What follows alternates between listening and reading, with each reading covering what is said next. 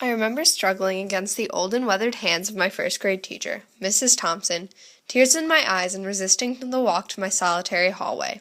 All the other kids, with their innocent eyes, focused on this insane, screaming girl, undoubtedly wearing a skirt or dress.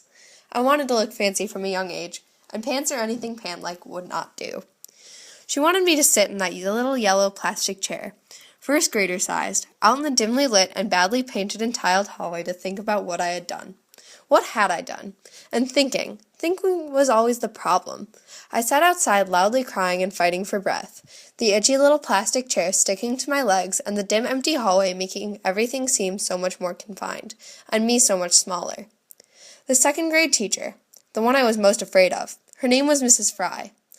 Every time I melted down like this, every other teacher would close their door and give me an empathetic glance before walking back in. All 12 classrooms filled with their normal 20 to 27 children who just didn't get it. But Mrs. Fry would come out of her classroom and yell from the door, "You are too old to be doing this." That was my problem. She did not understand, and there was nothing I could do to make her understand. All my attempts were just returned with strange looks and a louder door slam. She always slammed her door the loudest of them all, as if to say, "Now you really are alone." And so I sat there and thought about my actions. The issue would be that I would realize that I was a day older, a minute older, always getting older. In retrospect, this is incredibly ridiculous, for a 6-year-old girl to be thinking about the day of her death. However, my age made it all the more frightening. I understood fractions, and how a day in comparison to the span of my 6 years was a lot larger than it seems to somebody older than me. It made up a bigger fraction of my life for the time being. It wasn't always traumatizing. I remember being incredibly fascinated by how old I was and how old I was going to get, and how one day I would be like my grandmother and maybe people would tell stories about when I was young. It was all very strange to me, and a big part of my life from when I first understood time, originally measuring it in SpongeBob episodes rather than hours or seconds. How many SpongeBob episodes long would my life be? How many was a day?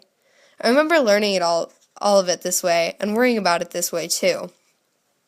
Although being 6 years old and thinking like this is incredibly irrational, and quite honestly just ridiculous, I still am worrying about time.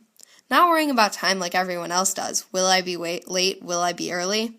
I worry about how long I will live, what time means, how our life is affected by the measure of it, what my lifetime means as a whole, how am I able to make it mean more? These thoughts haunt me every day. Another thing that really fascinated me when I was smaller, and still does, is what happens after you die. Everybody wonders this every once in a while, but I'm pretty sure that I've spent much more of my life than necessary thinking about it. To this day, I still come up with new theories, each of them probably equally as true as the rest. Scientifically, we're most likely just dead. No spirits, souls, reincarnations. But the part that's so fantastic about it is it's a mystery you can't solve until you are dead, and you don't know if you want to wait a long time for that or not. What if what happens then is better than what's happening now in this life?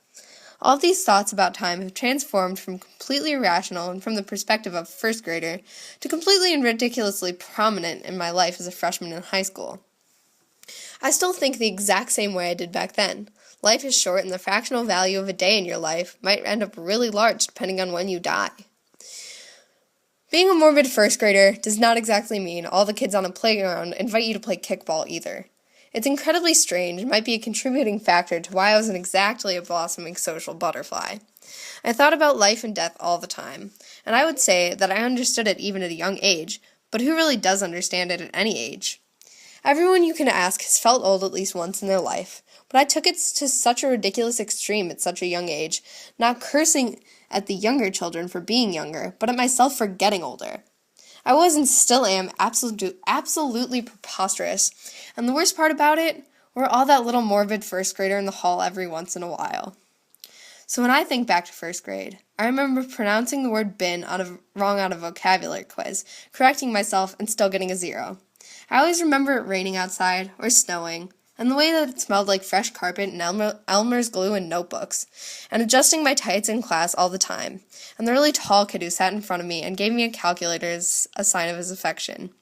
I remember having 3 teachers, one to teach us, one to control us, and one for the kid who threw things at the historical village. Most of all, I remember sitting in that dingy hallway in my little yellow chair and thinking about life from the height of around 4 feet on a tall day. my hair pulled back into pigtails, or muffins, and my big teeth all grown in before everybody else's had even fallen out. Older than the rest of my class by at least a few days, but feeling older by the lifetime, and getting older by the SpongeBob episode.